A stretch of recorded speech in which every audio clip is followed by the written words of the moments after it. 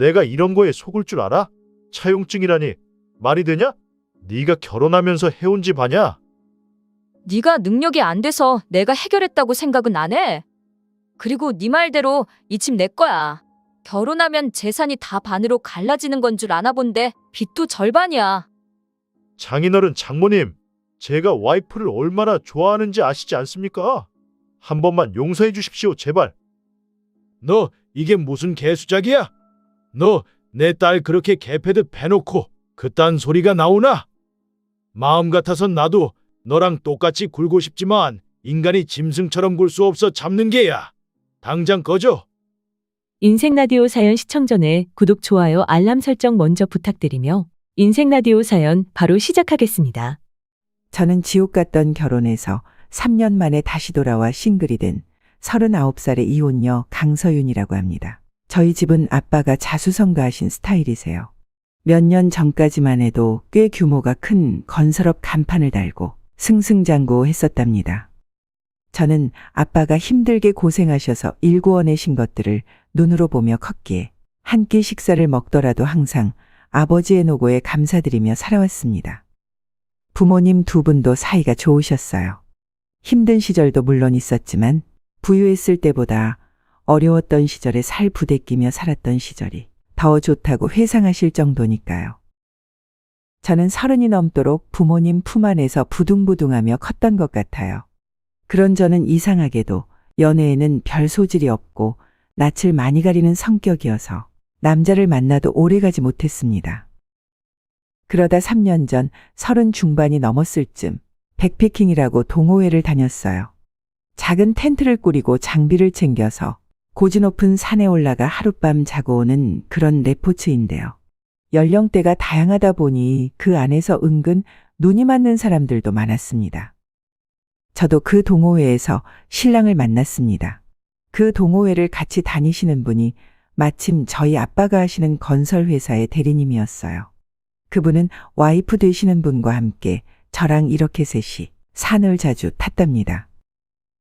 어느 날 아빠 밑에서 일하시는 대리님께서 고등학교 동창이라며 한 분을 데리고 오셨어요. 인사해. 내가 다니는 우리 회사 사장님 따님이셔. 그 한마디에 남자의 표정이 놀란 표정으로 변하는데 사장님 딸이 대단한 건 아니지만 친구놈 직장의 사장 딸이라니 아무래도 격이 느껴졌던 건가 봅니다. 각자 싸온 음식들을 먹는 와중에도 제게 은근히 질문을 많이 던지는데 남자를 데리고 온 부부가 미안해할 정도였으니까요. 어디 사세요? 네, 저는 분당 살아요. 우와, 천당 위에 분당이라던데. 하하, 재밌으신 분이네요. 직업은 어떻게 돼요? 학원에서 아이들 가르치고 있어요. 그럼 남자친구는 있어요? 결혼은 안 해요? 알고 보니 남자는 저보다 2살 위였고 직업은 공무원이었습니다. 지금은 홀어머니와 둘이 살고 있다고요. 첫 만남부터 제게 관심을 쏟는 게 솔직히 나쁘지 않게 다가오더군요. 그리고 아버지가 돌아가신 지 오래돼서 어렵게 자란 이야기를 스스럼 없이 꺼내는데 이상하게 묘한 감정이 생기는 겁니다. 저는 그렇게 만난 남자와 연애를 하게 되었고 서로 혼기가 꽉 찬 것 때문인지 남자친구가 먼저 결혼 이야기를 꺼내더군요. 우리 결혼할까? 어차피 잘 맞기도 하고 남편이 공무원 정도면 괜찮지 않아? 우리 이렇게 시간 끌지 말고 결혼하자. 결혼? 응, 더 늦어지면 아이 갖기도 힘들잖아. 우리 어머니도 걱정이 많으셔서. 나도 이제 곧 40인데. 글쎄, 우리 둘이 만난 지 1년도 안 됐는데 결혼 이야기 나온다는 게 좀 빠르다고 느껴져서. 아, 좀 그렇지. 하긴 내가 결혼할 준비가 완벽하게 된 것도 아니긴 해. 저의 거절에 남자친구는 이내 실망한 얼굴과 불쌍한 표정으로 제게 머뭇거리며 말했습니다. 혹시 내가 많이 모자라서 그런가? 하긴 공무원이 벌면 얼마나 벌겠어. 사장님 딸이랑은 결이 다르겠지. 그 순간 저는 아차하는 생각에 서둘러 손사래를 쳤습니다. 산에서 만난 이후부터 남자친구의 적극적인 연애 공세가 부담스럽긴 했어도 나쁘지 않았으니까 계속 만나보고 싶은 건 있었어요. 그런데 갑자기 결혼까지 밀어붙이는 남자친구가 살짝 부담스러웠던 건 사실이었습니다. 오빠, 그런 거 아니야. 혼자 위축되지 마. 그래, 서로 부모님한테 인사드리자. 정말? 아, 근데 혹시 자기 아버님이 나 마음에 안 들어 하시면 어떡하지? 응? 왜? 나는 아버지도 안 계시고 능력도 변변치 않고. 저는 저렇게 자기 스스로에게 자신 없어 하는 남자친구의 모습이 못마땅했지만 결국 아빠와 엄마에게 그날 저녁 남자친구가 생긴 것을 말씀드렸습니다. 부모님은 좀 놀라셨지만 또 한편으로는 반가워하셨어요. 게다가 아빠가 운영하시는 건설회사 대리님의 지인이라고 하니 은근 반기는 듯 하셨습니다. 그리고 남자친구가 엄마 아빠를 보고 싶어 한다는 얘기도 하게 되었죠. 만난 지 얼마나 됐는데 벌써 인사를 와. 그게 아직 6달밖에 안 됐는데. 남자친구가 나를 많이 좋아해. 그래서 얼른 인사드리고 싶다고 하네. 허락받고 정식으로 결혼을 전제로 교제하고 싶어 해서요. 아빠는 그 당시 제 기억에는 조금 떨떠름해 보이셨어요. 어서 데려와라가 아닌 내 생각으론 조금 더 만나봤으면 한다. 이런 말하면 네가 어떻게 생각할진 모르겠다만 요즘 못된 것들이 너무 많아. 잘 만나보고 이 남자가 내 남자다 싶을 때 그때 데려와라. 라고 말씀하시는 겁니다. 그래서 1년이라는 시간을 다 채웠을 즈음에 아빠는 이제 남자친구를 데리고 집으로 와서 인사를 해도 좋다는 허락을 하셨습니다. 그 사이 남자친구는 가만히 기다렸냐고요. 그럴 리가요. 시간을 끄는 제게 삐지기도 했고 또 어느 날은 친정집으로 보낼 선물을 가득 안겨 보내기도 하고 별짓을 다 하더라고요. 그리고 저희는 드디어 친정으로 인사를 하러 가게 되었습니다.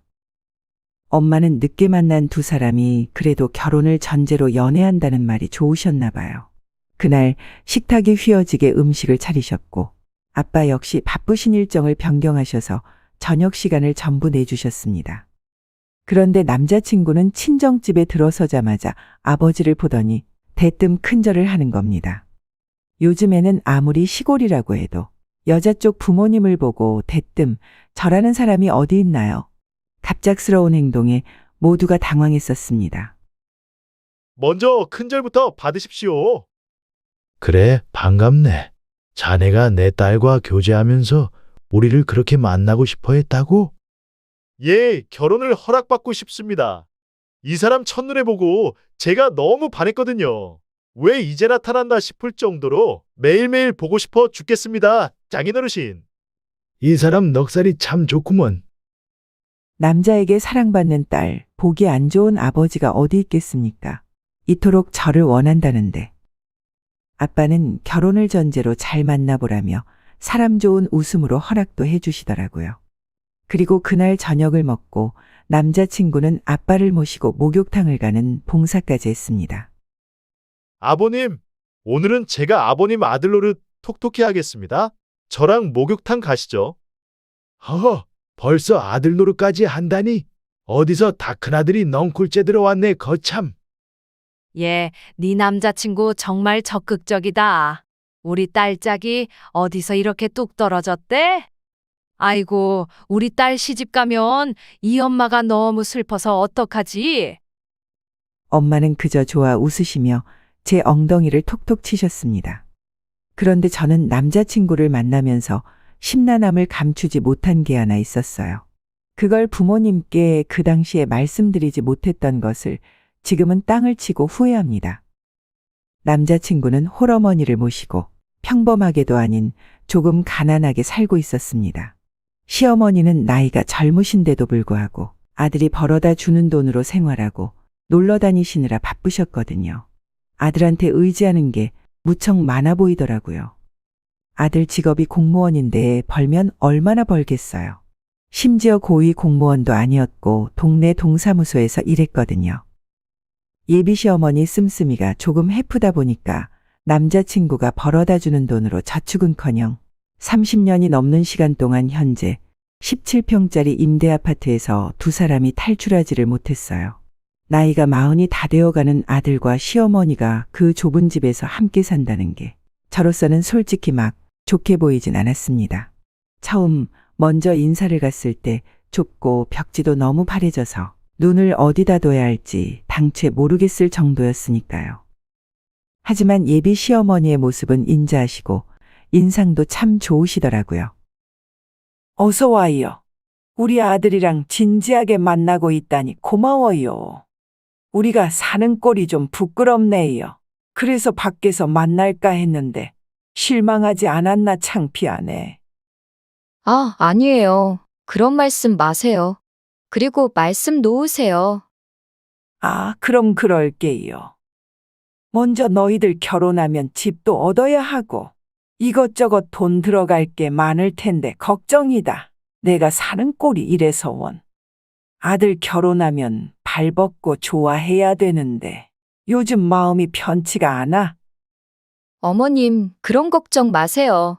잘 사는 모습 보이며 살도록 저희 둘 다 노력할게요.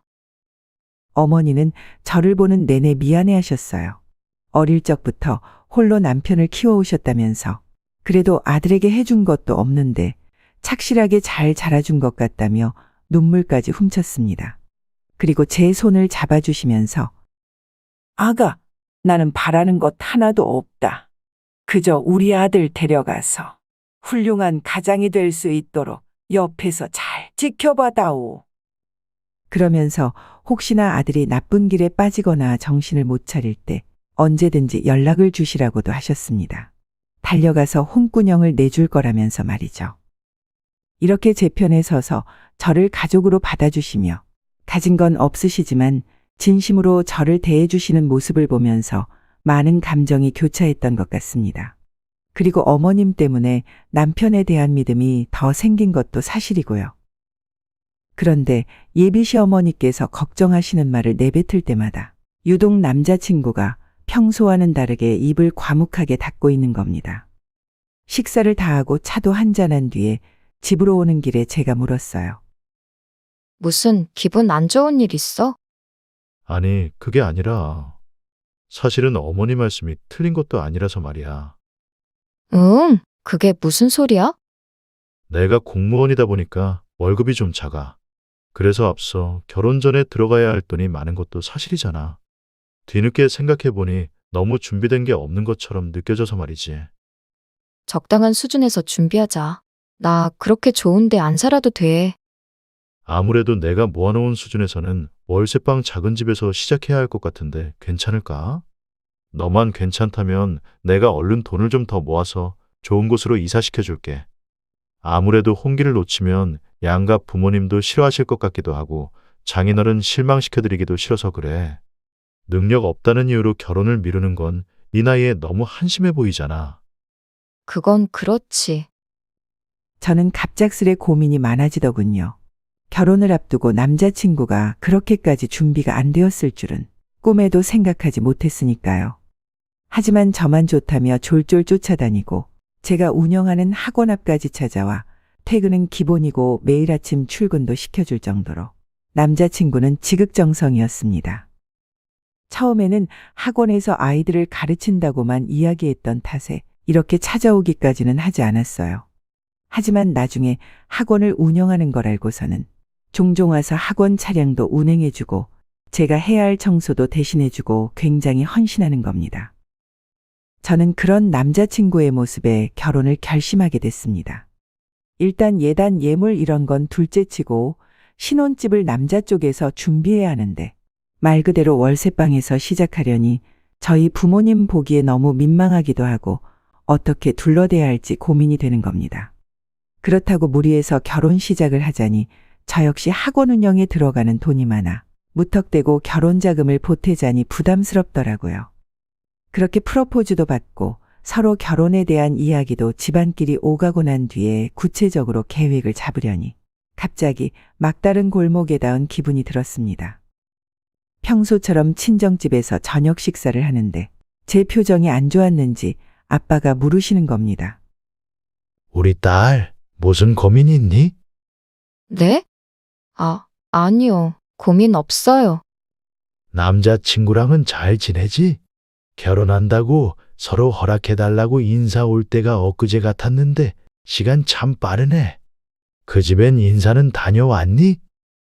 네, 시어머니께 인사도 잘 드렸고요. 딱히 반대하시거나 그런 건 없으셨어요. 그런데 저는 아무래도 숨길 수 없는 일인 것만 같아. 결혼하고 나서 월세방에 사는 우리를 들키기보다는 먼저 말하는 게 낫다고 생각해 조심스럽게 입을 열었습니다. 아빠 사실은요. 저희 월세방부터 시작해야 할 것 같아요. 물론 결혼해서 맞벌이는 꼭 할 거고 조금씩 잘 살아가는 모습 보여드릴게요. 공무원이라 그런지 월급이 그렇게 많지 않아서요. 뭐? 그게 말이 되니? 두 사람 나이가 40이 다 돼가는데 웬 월세방이야? 말도 안 돼. 그 이야기를 듣던 엄마가 너무 놀라서 식사를 하시다 말고 소리치셨어요. 하지만 제 이야기를 들으신 아빠는 조금 다른 생각이 있으셨는지 갑자기 생각을 정리하시고는 차분히 말씀을 이으시는 겁니다. 우리 딸, 그게 문제였어? 그래서 요 며칠 새 볼이 그렇게 쏙 들어갔던 거니? 그런 거라면 걱정 마라. 너희들 사정이 그렇다는데 이 아빠가 그거 하나 못 도와주겠어? 그래, 네 말대로 공무원이 벌면 얼마나 벌겠어. 아무래도 홀어머니 모시고 사는 녀석이 그동안 사정이 있었겠지. 이 아빠가 도와주마. 네? 아니에요, 아빠. 저는 그래도 저희 선에서 되는 대로 시작하는 게 맞는 것 같아요. 너 나한테 하나밖에 없는 딸이야. 이 아빠 말 들어라. 아빠가 다 알아서 해줄게. 녀석, 나는 또 무슨 고민인가 했네. 하하하. 이렇게 아빠는 또다시 호탕하게 웃으시며 별일 아니라는 듯 제 고민을 넘기셨어요. 그리고 얼마 뒤 아빠는 제가 일하는 학원으로 찾아오셔서 종이 한 장을 쓱 내미시더군요. 이 종이 한 장이 훗날 제게 엄청 큰 보험이자 벼랑 끝에서 매달리게 된 제게 동아줄이 되고야 맙니다. 말 그대로 제 분신 같은 종이었어요. 여기에 서명하면 된다. 아빠는 저에게 작은 서류 한 장을 내미셨고 저는 흔쾌히 사인을 했죠. 그 안의 내용을 아신다면 아마 나중에 깜짝 놀라지 않으실까 싶네요. 어쨌든 제가 사인을 다 하고 난 뒤 아빠는 이어서 말씀하셨어요. 한두 푼이 아니라 걱정이 많았지, 딸. 이 아빠가 나중에 증여세까지도 문제없도록 다 처리하려고 한다.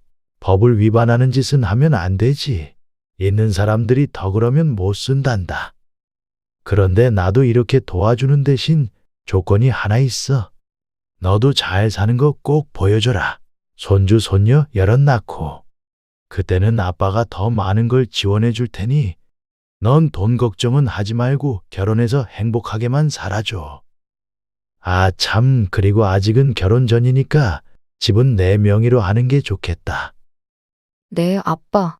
정말 감사해요. 그리고 죄송합니다. 그런 말 하지 말라고 했지, 아빠가. 아파트를 구입하는데 당시 필요했던 돈이 11억. 결국 아빠 때문에 집을 장만하게 됐습니다. 그 당시 아빠는 재력이 좀 있으셨고 현금도 은근 모아두신 게 많아서 집을 현금으로 구매하는 것에 별 무리가 없으셨어요. 저희는 그렇게 의도치 않게 친정아버지의 도움으로 신혼집도 좋은 곳으로 들어가게 되었습니다. 아빠도 남편을 무척 마음에 들어 하셨어요. 그때만큼은 정말 싹싹하게 부모님한테 잘했고 제게도 잘했거든요. 그리고 워낙 사교성이 좋아 내성적인 우리 집안에 활력을 주는 그런 존재여서 특히 엄마가 더 좋아하실 정도였습니다. 일이 한 방에 해결되자 신랑의 안색이 전보다 더 환해지더군요. 저희는 그렇게 결혼식까지 무사히 치렀습니다.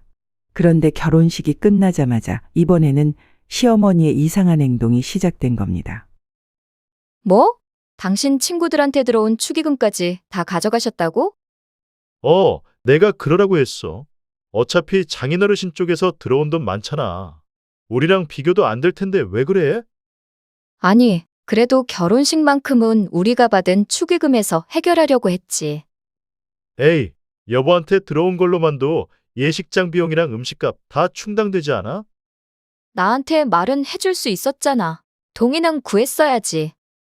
야, 우리 엄마가 얼마나 힘들게 사는데. 안 그래도 나 이제 장가 가면 엄마 생활비 줄 사람이 없어요. 넌 그렇게 짜게 굴고 싶냐? 맞는 말이긴 했어도 결혼식을 치룬 순간부턴 제 남편이잖아요. 제 남편의 돈을 제게 상의도 없이 가져가셨다는 시어머니의 행동이 이해되지 않더군요. 저는 정신없는 와중에 기분이 은근 상했어요. 하지만 좋은 날 얼굴 구길 수 없어 좋게 넘어갔습니다. 피로연이 시작되고 신랑 친구들과 제 친구들이 삼삼오오 모여서 술잔을 기울였어요. 그런데 주는 술마다 거하게 마셔대는 남편은 결국 취하더니 친구들 앞에서 목에 힘을 주는 겁니다. 야, 이 새끼들아. 우리 장인어르신이 어떤 사람인 줄 아냐? 아이고, 그래? 부럽다, 부러워. 나 13억짜리 아파트 사는 놈이야. 여기서 나보다 비싼 아파트 사는 새끼 있냐?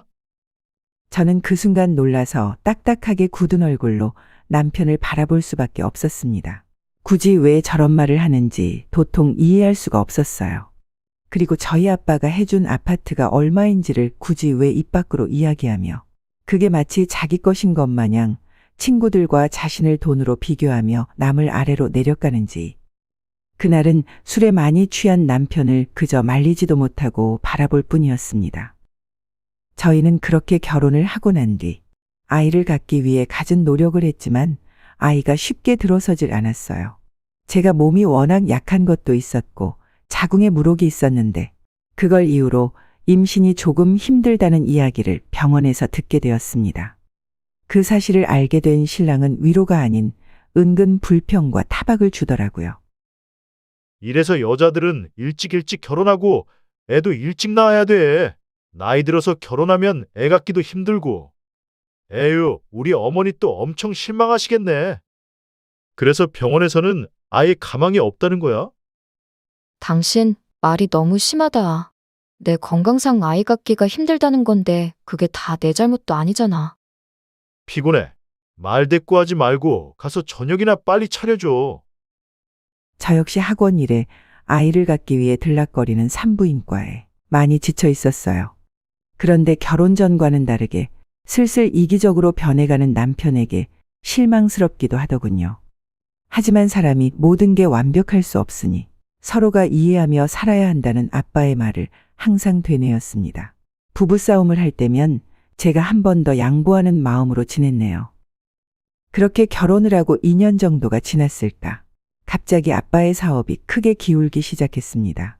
그래서 친정 일까지 신경 써야 해서 나날이 우울한데 어느 날 남편은 한술 더 뜨더군요. 근데 장인어르신 회사는 어떻게 해결되고 있대? 빨리도 물어본다. 많이 힘들어. 아무래도 부도 처리 나든지 아니면 다른 회사에서 매각하던지 둘 중 하나일 것 같아. 아유, 답답하네. 하여튼 이래서 나이 들면 사업하면 안 된다니까. 머리가 늙어요, 늙어. 젊은 사람들한테 일 좀 넘겨주고 그러시지 하여튼. 잘 알지도 못하면서 왜 그렇게 말해? 아빠만큼 일 많이 하는 사람도 없으니까 그런 거지. 넌 왜 내가 말만 하면 그렇게 말대꾸를 못해서 안달이냐? 아이씨, 밥맛 떨어지게. 남편은 그 자리에서 숟가락과 젓가락을 내던지듯이 내려놓고선 방으로 들어가더군요. 아빠 회사가 휘청거리는 게 아빠 탓은 아니었습니다.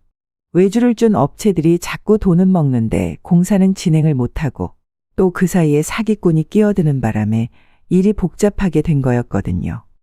그런데 그걸 알면서도 저렇게 말하는 남편의 심보가 도통 이해가 되질 않는 겁니다. 얼마 가지 않아 아빠의 회사는 지역 뉴스에 크게 나올 정도로 알려졌고 큰 회사에 매각되어 다행히 마무리는 잘 되었습니다. 하지만 사업이라는 게 그렇게 단순하게 처리되는 게 아니지 않습니까? 아빠는 몇 가지 소송에 휘말리셨고 살던 집마저 정리하셔야 했습니다. 좋은 집은 아니었지만 그 주택은 제가 어릴 적에 아빠가 직접 지으신 주택이었어요. 그러니 정리할 때도 많이 아쉬워하셨습니다. 저희 부모님은 물론 저도 너무 속상했네요. 아버지는 당분간 소송 때문에 법원 근처에 가실 일이 많아 그쪽 근처에 40만 원짜리 월세집을 얻으셨어요. 차라리 일이 다 마무리될 때까지 그 근처에서 지내시는 게 일 처리하기 몸이 편할 것 같다고 하시면서요. 그런데 남편이란 사람은 제 친정을 걱정하고 들여다보기는커녕 아빠가 결국 살던 집까지 처분하고 월세방으로 이사가는 날에도 들여다보지도 않더군요. 너무 서운하고 실망스러웠습니다. 얼마 후 아빠의 생일이 다가왔습니다. 제가 이혼을 해야겠다고 마음먹게 된 결정적인 사건이 터지게 된 날이었습니다. 아버지 사업이 크게 실패하기 전까지도 매해년 우리는 거창하게 생일을 맞지는 않았습니다. 그래서 그날도 우리는 평소와 다름없이 부모님이 이사하신 월세집으로 가서 저녁 식사를 하기로 했어요. 그런데 아무리 늦어도 저녁 8시면 들어오는 신랑이 그날따라 문자에 답장도 없는 겁니다. 기다리다 지쳐 내가 전화를 걸자 뒤늦게 받은 신랑이 짜증을 내며 말하더라고요. 나 늦어. 왜 이렇게 전화를 해대? 바빠 죽겠는데. 저는 그 말을 듣는데 마음이 언짢았지만 차분히 말했습니다. 오빠, 오늘 아빠 생신이라고 내가 몇 번을 말했잖아. 매 잘 챙기더니 오늘은 많이 바쁜가 보네. 알겠어. 나 혼자 다녀와도 되지? 갔다 와. 나 바빠. 끊어. 라며 전화를 확 끊어버리더군요. 일방적으로 끊어진 전화기만 쳐다보다 결국은 혼자 일어섰네요. 몇 년 동안 한 번도 빠짐없이 아빠 생신에 같이 잘 오던 남편이 안 보이고 저 혼자 들어서니 아빠가 조금 실망하는 눈치셨어요. 무슨 사정이 있어도 생일만큼은 서로가 바빠도 꼭 챙기자는 말에 얼마 전 저희 신랑 생일에도 어려우신 사정에도 불구하고 한우로 외식을 시켜주셨거든요. 그리고 선물까지 챙겨주신 아빠에게 제가 얼마나 죄송스럽던지요. 그리고 남편 생일을 챙기는 저희 부모님의 모습을 그날도 남편은 그다지 좋아하는 눈치가 아닌 겁니다. 돈도 없는데 뭘 이런 걸 사셨냐면서 부모님 무안하게 던지는 말에 저희는 집으로 돌아와서 부부싸움을 크게 했네요. 친정아빠가 재력이 있을 때는 그렇게도 잘하더니 이제 사업이 휘청거리는 모습이 보이자 아빠를 무시하는 언행과 월세방으로 이사했을 때는 아예 들여다보지도 않은 모습에 말이죠. 저는 슬슬 마음속에 앙금이 쌓여갔나 봅니다. 그렇게 쌓여가는 위태로운 감정을 숨기고 저는 친정에서 아빠와 엄마 그리고 저 이렇게 셋이서 조촐하게 생신상을 차려 저녁을 먹었습니다. 시시콜콜 아빠에게 말하기도 싫어 부부 사이에 있었던 일은 전혀 말하지 않았어요. 겸사겸사 아빠가 소화도 시킬 겸 집에 데려다 주신다길래 아빠 차를 타고 집으로 돌아왔습니다. 아빠, 저희 집에 들어가셔서 커피랑 과일이라도 좀 드시고 가는 게 어떠세요? 그럼 그럴까? 우리 사위는 오늘 많이 늦는 거니? 모르겠어요. 얼마나 늦을지. 올라가요, 아빠. 그러자. 아빠랑 저는 서둘러 주차를 하고 저희 신혼집으로 올라갔습니다. 엘리베이터에 타서도 사실 전혀 예상을 못했는데 현관문을 열자 이상하게 느껴지는 집안 온기에 저도 모르게 얼굴이 어리둥절해지더군요. 그리고 어디선가 고기를 굽는 냄새가 슬슬 나는 겁니다. 아빠랑 저는 황당한 표정으로 서로 눈을 마주치다가 현관에서 신발을 벗고 집 안으로 들어갔어요. 그런데 글쎄 시어머니가 오셔서는 언제부터인지 신랑이랑 고기를 구워 드시고 계신 겁니다. 저는 순간 기분이 너무 나빠서 시어머니에게 인사하는 것도 까먹었어요. 대뜸 지금 뭐해? 라고 말하니 남편이 친정아빠랑 들어서는 저를 보며 떨떠름한 얼굴로 일어서는 겁니다. 아, 왔어. 장인어르신도 모시고 왔네. 시간이 늦었는데 왜? 이 늦은 시간 본인 어머니는 모시고 삼겹살도 구워 먹으면서 10시도 안 된 시간에 지 장인어른이 들어오는 건 눈치를 주는 겁니다. 사돈 어르신도 계셨군요. 안녕하십니까? 장인어르신이 여기까지 웬일이세요? 시어머니는 젓가락만 물고 아들이랑 똑같은 표정만 지은 채 인사를 하는 둥 마는 둥 하는데 저는 도무지 그 상황이 이해가 가지를 않는 거예요. 우리 아빠 생일이라서 같이 저녁 먹으러 가자니까. 어머니 모시고 식사한 거야, 지금? 왜? 문제 있어? 참 기가 막히더군요. 남편의 이런 행동들에 서운함을 넘어서 저는 괘씸하게 느껴지기 시작했습니다. 아빠는 분위기가 삭막해지는 걸 원하지 않으셨는지 저희 두 사람을 말리면서 이만 돌아가겠다고 말하시는 겁니다. 뒤돌아 현관에서 급하게 신발을 구겨 신는 아빠의 뒷모습을 보는데 눈물이 갑자기 차오르는 거예요. 아무 말도 안 나오더군요. 저는 아빠 앞에서 눈물만은 보이지 말아야겠다는 심정으로 감정을 꾹 누르고 나 아빠 마중하고 올 테니까 다 먹었으면 깨끗하게 치워놔. 마중에 드리고 온다는 말과 함께 저는 다시 1층으로 내려갔어요. 아빠는 제 마음을 아셨는지 어깨만 토닥이면서 싸우지 말고 잘 지내라는 말만 하시는데 어찌나 마음이 속상한지 말로 표현이 안 되네요. 지금까지도요. 그리고 주차장에서 아빠가 운전석에 다시 올라타시는 것까지 보고 있는데 갑자기 뒤에서 누군가 제 어깨를 휙 돌리는 겁니다.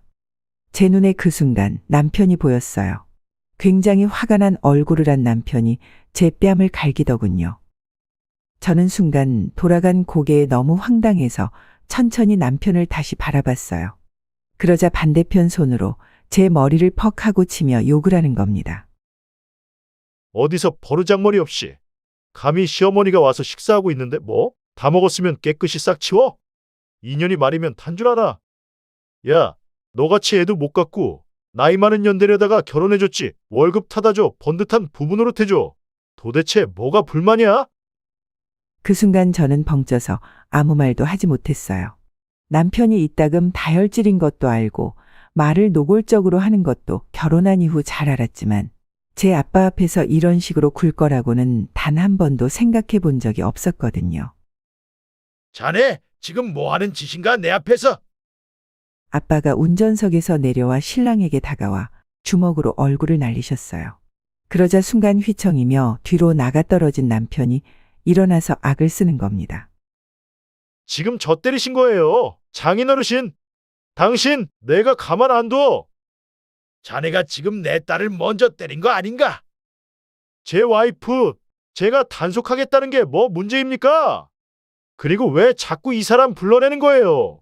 이 사람 학원 운영해서 버는 돈 별로 없어요. 지금 혹시 손 벌리려고 하시는 건 아니시죠?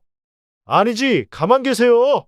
제가 맞은 건 맞은 거니까 일단 이건 경찰 불러야겠어요. 너 지금 뭐 하는 거야? 오늘 아빠 생신이라고. 제가 아무리 악을 쓰고 소리를 질러도 남편은 미친놈처럼 자기 말만 할 뿐 제 말은 귓등으로도 들리지 않는 모양이었습니다. 정말 쇼를 하고 있네 이 소리밖에 안 나오더라고요. 결국 밤늦게 출동한 경찰들이 상황을 정리하고 온 동네 사람들이 나와서 구경을 했네요. 다시는 기억하기 싫은 날이었습니다. 더 나아가 저희 남편은 말도 안 되는 거짓말까지 덧붙여서 장인어른에게 접근 금지 신청까지 했더군요. 미쳤어? 대체 어떡하려고 그래? 나 이렇게는 못 살아. 나는 이혼할 생각 없고 나갈 거면 너 혼자 꺼줘. 듣는 둥 마는 둥 발가락이나 주물거리며 TV를 보고 있는 남편을 두고 저는 짐을 싸서 그대로 친정으로 향했습니다. 부모님이 사시는 월세방이 커봤자 얼마나 크겠어요. 울면서 엄마에게 그동안 아빠 사업이 망하면서 시작된 구박과 막말들을 다 털어놓자 무척 속상해 하시더군요. 저는 결국 이혼을 결심하기로 했습니다. 아빠는 그날 있었던 일을 이후로 제 걱정을 너무 많이 하셨어요. 제 생각이 많이 나셨나 봐요. 짐을 싸서 나온 저를 보고 이혼을 막지도 않으셨습니다. 나 그런 개차방 같은 새끼랑 사느니 차라리 엄마 아빠랑 늙어 죽을래. 엉엉 울며 지난 날에 대한 한탄을 하는데 아빠가 어디선가 서류 하나를 꺼내오셨습니다. 겉에는 어떤 변호사 사무실 주소와 번호가 적혀 있었어요. 봉투 겉면을 보는데 언젠가 아빠가 결혼 전에 집을 사면서 도움 주실 때 내미셨던 종이었어요. 저는 눈물을 손등으로 훔치고 그 내용을 자세히 살펴봤습니다. 11억이라는 돈을 그 당시에 해주실 때 증여세 문제로 받아두신 서류였던 거죠. 그리고 아빠는 제게 잘 사는 모습을 꼭 보여달라며 인자한 웃음으로 저를 응원해 주신 날이기도 했습니다. 사람 됨됨이 좀 보고 이후에 너희가 잘 사는 걸 내 눈으로 보면 그때 꼭 해결해 주려고 했는데 이걸 이렇게 사용하게 될 줄은 몰랐다. 아빠는 차용증을 들고 엄마와 저를 데리고 저희 집으로 향했어요. 하지만 아빠는 접근 금지 신청 때문에 올라가지 않으셨고 엄마랑 제가 차용증을 들고 올라갔습니다. 집으로 들어가니 볼만 하더라고요. TV에서 방영하는 막장 불륜 드라마를 틀어놓고 낄낄거리며 치킨에 맥주에 굴러다니는 소주병에 장모가 들어왔는데도 흘깃거리면서 쳐다볼 뿐이었습니다. 저희를 소닭 보듯 하는 남편의 행동에 화가 치밀어 정말 죽이고 싶은 마음이 굴뚝 같았지만 꼭 참고 손에 있던 차용증을 빼앗아 모로 누워있는 남편 얼굴에 들이밀었어요. 아이씨, TV가 잘 안 보이잖아. 저리 안 비키냐? 짜증나게. 제대로 보는 게 좋을 텐데. 이게 뭔데? 종이를 확 빼앗아간 신랑이 자세를 고쳐 앉고 아내 내용을 한동안 빤히 째려보았어요. 그러더니 이내 자리에서 벌떡 일어나 저를 죽일 기세로 보는 겁니다. 그 순간 엄마는 경찰에 신고할 준비를 하신다고 휴대전화를 꺼내셨네요. 너 이게 무슨 개수작이야? 내가 이런 거에 속을 줄 알아? 차용증이라니 말이 되냐? 네가 결혼하면서 해온 집 아니야? 네가 능력이 안 돼서 내가 해결했다고 생각은 안 해. 그리고 기억 안 나? 이 집 내 거야. 잊었나 봐. 결혼하면 재산이 다 반으로 갈라지는 건 줄 아나 본데 빚도 절반이야. 야, 이 개 같은 년이. 너 어디서 갑자기 이런 걸 만들어 왔냐? 내가 속을 줄 알아? 거기 공증 날짜 안 보여? 눈깔 뒀다가 어디에 쓸래? 뭐? 이게 진짜? 내가 지금은 너랑 법적으로 부부라.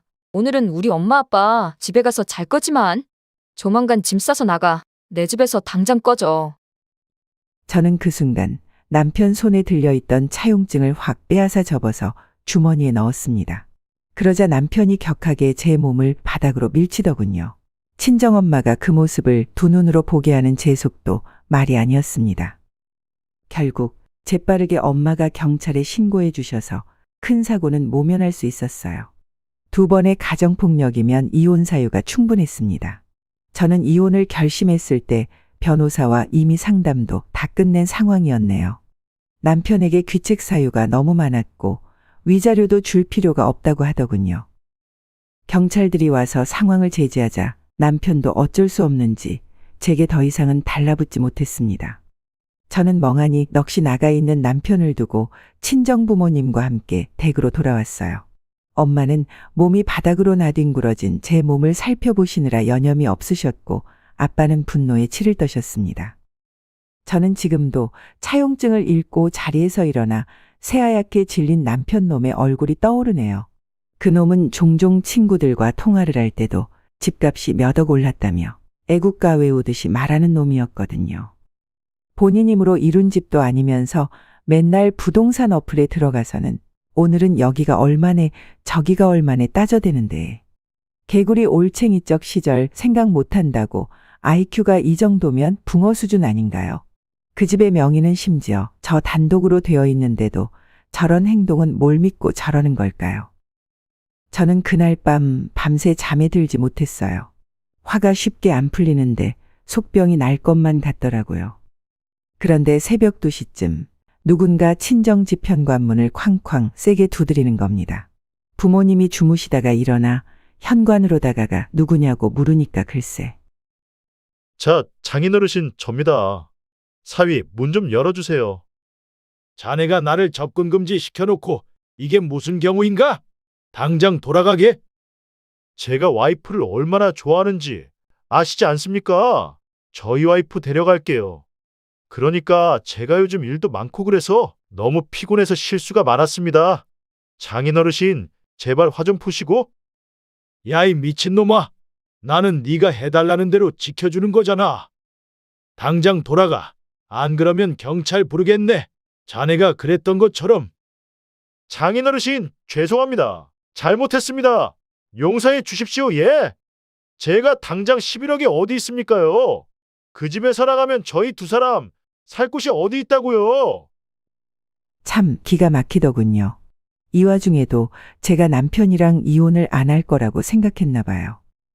황당해서 욕을 내뱉으려는 순간 엄마가 소금 한 바가지를 가지고 나와 무릎을 꿇고 있던 남편의 머리 위로 쏟아붓더라고요. 재수 없으니 당장 꺼지라고요. 너 내 딸을 그렇게 개패듯 패놓고 그딴 소리가 나오나? 이 배은망덕한 새끼를 봤나? 마음 같아선 나도 너처럼 똑같이 굴고 싶지만 인간이 짐승처럼 굴면 되겠나? 당장 꺼져. 남편은 신고받은 경찰이 출동해 결국 집으로 들어오지도 못하고 돌아가야 했습니다. 돌아갈 때까지 다행히 경찰들이 잘 지켜보시더라고요. 이미 저는 남편에게 가정폭력에 노출된 게 2번이나 되어서 그런지 끝까지 혹시 집 주변에 맴돌지 않는지까지 보시더군요. 집행유예까지는 아니지만 남편에게는 벌금 300만 원이 떨어졌습니다. 하지만 지금은 그 벌금도 낼 돈이 없어서 빌빌거리며 살더라고요. 그 차용증을 계기로 저는 벼랑 끝에 내몰렸던 지옥 같았던 결혼 생활을 청산하는 데 성공했습니다. 그리고 이혼까지도 아주 일사천리로 끝나버렸어요. 남편은 끝까지 이혼을 하지 않으려고 몇 번이나 조정기간 중 제게 무릎을 꿇었습니다. 또 저희 친정 부모님을 찾아와 사정을 하고 용서를 구했지만 사람 고쳐 쓰는 거 아니잖아요. 저희 셋 모두 그 사람이 하는 사과를 진심으로 받을 마음조차 없었습니다. 그 집을 팔아서 아빠에게 빌렸던 11억을 바로 갚았어요. 더 이상 월세방에 살지 마시고 좋은 집으로 다시 들어가시기를 권유드렸습니다. 정말 잘한 것 같아요. 부모님이 피땀으로 일궈놓으신 돈을 그런 식으로 받으면 안 되는 거였는데 말이죠. 그놈은 시어머니가 살던 임대아파트로 다시 돌아갔습니다. 집 대출 낀 거 해결하고 남은 돈 얼마 되지도 않아서 쥐어진 게 없거든요. 시어머니는 그날 이후로 얼굴을 보이지 않더군요. 기생충처럼 저 없을 때마다 신혼집에 들어와 몰래 식료품도 빼가고 친구분들을 데리고 와서 술판을 벌였던 적도 있거든요. 알면서도 모른 척했던 게 지금 생각해보니 후회되네요. 선악의 행위에는 반드시 그 대가가 있다는 걸 왜 본인이 직접 행동하고 겪었으면서도 그런 행동을 했을까요? 저희 친정아빠가 저만 생각해서 11억을 해준 게 아니라 본인이 어른들께도 잘하는 모습에 신용이 생겨 신혼집을 구할 때도 턱하니 도와주신 건데 말이죠. 아빠가 운영하시던 건설회사에 대리님과 인연이 있다고 앞서 말씀드렸죠? 그분께 종종 남편의 소식을 듣는데요. 세상에 공무원 신분을 망각하고 땅 투기를 했다네요. 아마 그것도 쥐꼬리도 안 되는 월급 갖다 주면서 뒤로 빼돌린 돈 모아서 한 겁니다. 그 투기가 딱 걸려서 지금 모가지 댕강 날아가게 생겼다고 들었는데 얼마나 제 속이 개운하던지. 저는 이제 사람을 대할 때 너무 과도하게 호감을 보이는 사람에게는 조금 경계를 갖게 되는 습관이 생겼어요. 의심하는 벌은 나쁘지만 그래도 한번 이렇게 크게 이혼을 겪어보니 그렇게 되네요. 지금은 친정 부모님과 저 이렇게 셋이서 전망 좋은 신도시 아파트에 들어와 잘 지내고 있습니다. 아빠는 법적으로 걸렸던 소송을 깔끔하게 잘 마무리하셨고 주변 인맥이 좋아서 그런지 종종 같이 다시 사업을 하자고 들이대는 분들이 많으시네요. 곧 다시 불끈하시며 일어나실 거라고 믿어요. 요즘은 정말 살맛이란 게 나는 것 같습니다. 이사와 작게 차린 학원은 학부모님들의 입소문으로 재미를 톡톡히 보고 있거든요. 돌아오는 이번 주말에는 오랜만에 엄마 아빠 모시고 가까운 카페에서 가을을 만끽하고 올까 합니다.